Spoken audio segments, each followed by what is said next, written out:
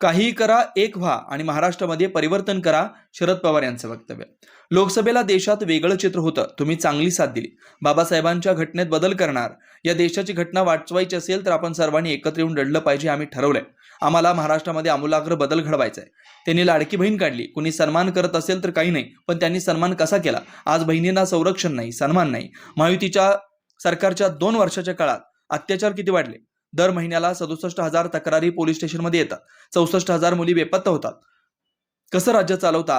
हे छत्रपतींचं राज्य आहे. तुम्ही राज्यात काय चालवताय? बहिणींना सन्मान करण्याची धमक यांच्यात नाही, फक्त या मार्फत मतांचा जोगवा मागण्याचं काम सुरू आहे. आपल्याला ठोस पाऊल टाकायला लागतील आणि ती पावलं म्हणजे सत्तेमधील बदल आहे. कारखाने कसं चालवतो असं म्हणतात. सत्ता हातात आली की पाय जमिनीवर ठेवायचे असतात. सुळे यांना प्रत्येक गोष्टीमध्ये साथ देणारा कर्तृत्ववान प्रतिनिधी मतदारसंघात दिलाय. हाताच्या पंजाला मतदान करा, काही करा, एक व्हा आणि महाराष्ट्रामध्ये परिवर्तन करा. मला खात्री आहे मतांचा विक्रम करून संग्राम थोपटे निवडून येतील. मताची खिचडी करू नका. मत योग्य ठिकाणी जाईल याची काळजी घ्या.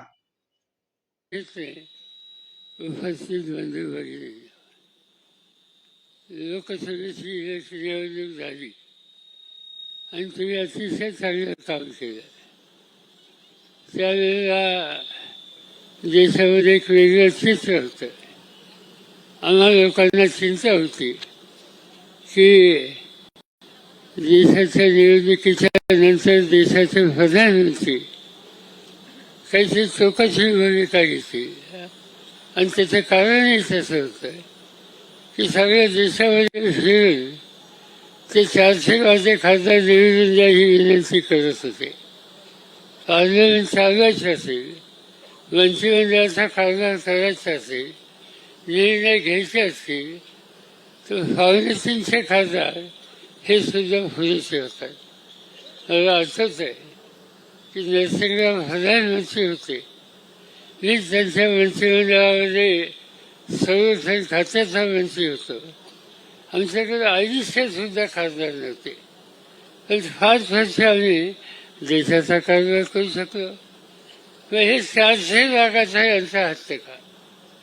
आणि आमची खात्री झाली की याचा अर्थ या देशाला बाबासाहेब आंबेडकरांनी जी घटना दिली त्या घटनेमध्ये काही बदलाव करण्याची भूमिका या राज्यकर्त्यांची दिसते.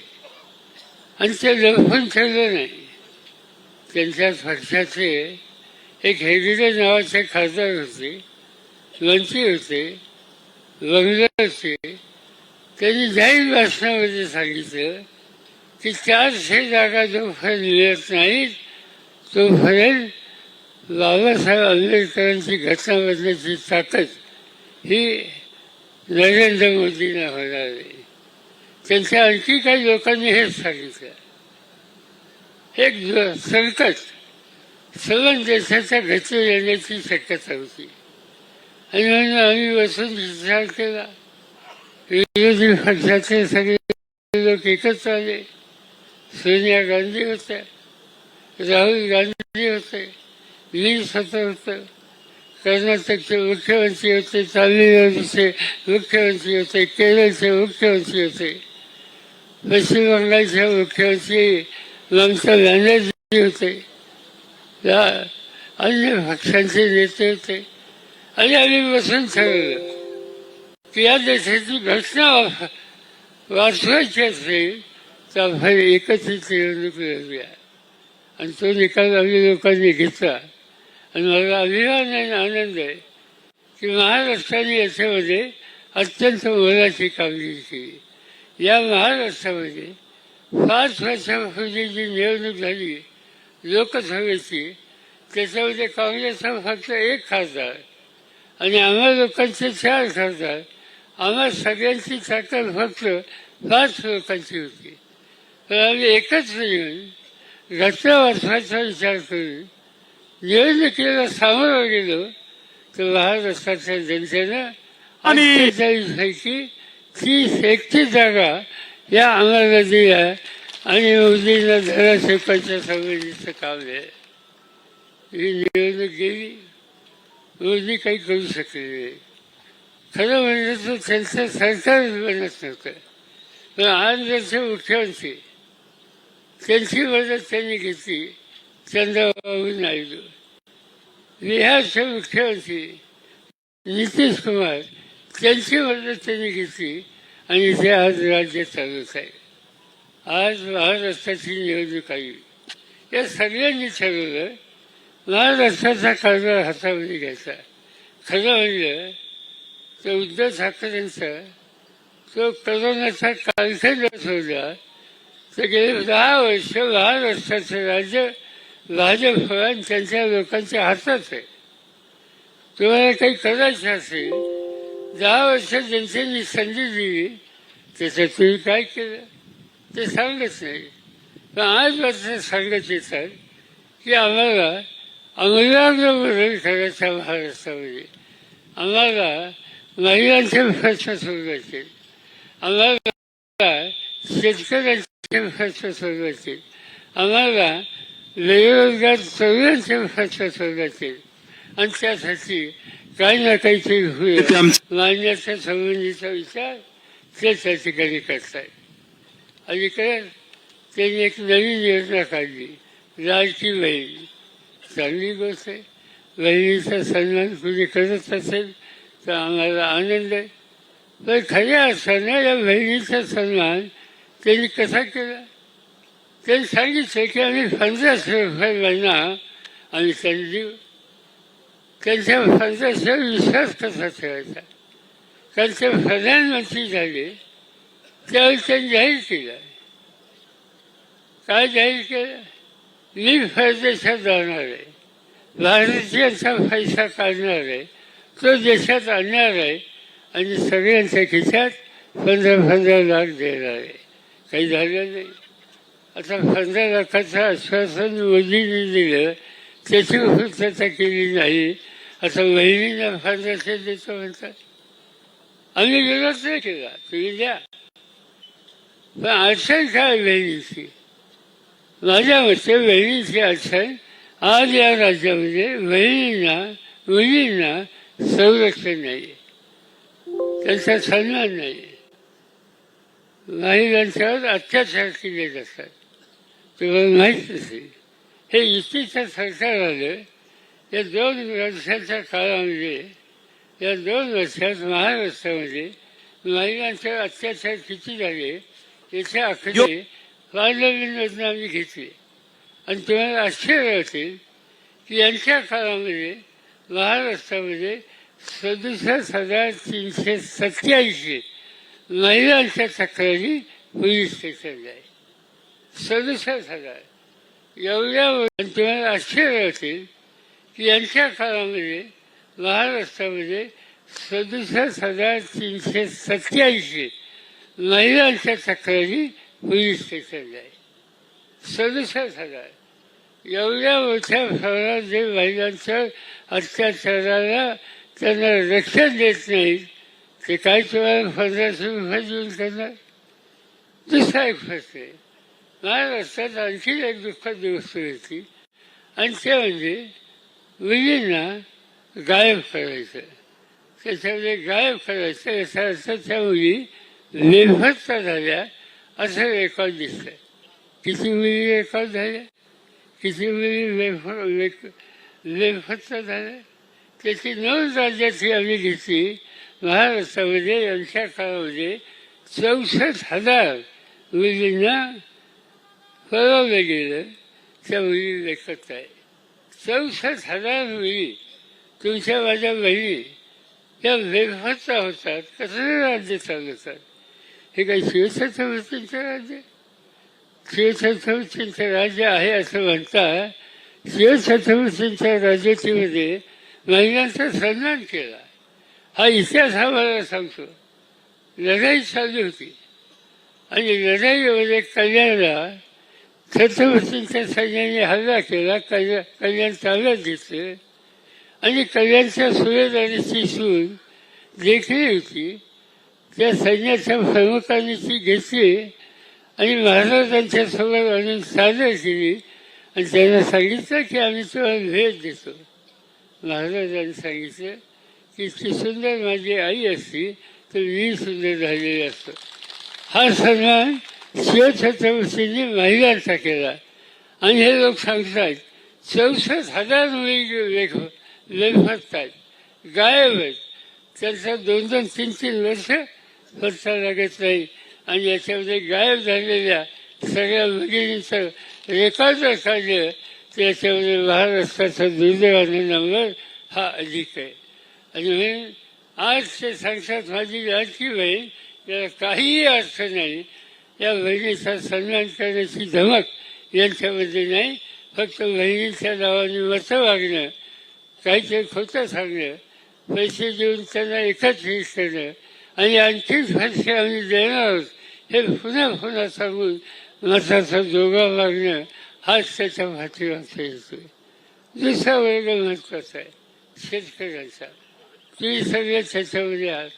आज काय दिसतंय, या देशामध्ये शेतकऱ्यांच्या आत्महत्या वाढल्या, फार मोठ्या प्रमाणात आत्महत्या झाल्या. आम्ही माहिती घेतली त्याची. हे भ्रष्ट सरकार आलं. या भ्रष्ट सरकारच्या काळामध्ये महाराष्ट्रामध्ये किती शेतकऱ्यांनी आत्महत्या केल्या? आकडा आला सरकारकडून 20,000. 20,000 शेतकऱ्यांनी जीव दिला. का जीव दिला? मला आठवत आहे, यवतमाळ जिल्ह्यामध्ये एका शेतकऱ्याने आत्महत्या केली. मी त्यावेळी केंद्रामध्ये शेती मंत्री होतो. का आमच्या खासदारची गोष्ट आली. मी तातडीनं दिल्लीवरनं यवतमाळला गेलो. ज्यांनी आत्महत्या केली त्याच्या घरी जाऊन पोहोचलो. कस्टमरने गेला होता. ती माऊली रडत होती. मुलीचं लग्न ठरलं होतं आणि अशा स्थितीत नवरा निघून गेला आत्महत्या करून. मी तिला विचारलं की तुझ्या नवऱ्याने हा जीव का दिला? तिने सांगितलं असं काही नव्हतं. आमच्याकडे कापूस आणि सोयाबीनचं पीक घेतलं जातं.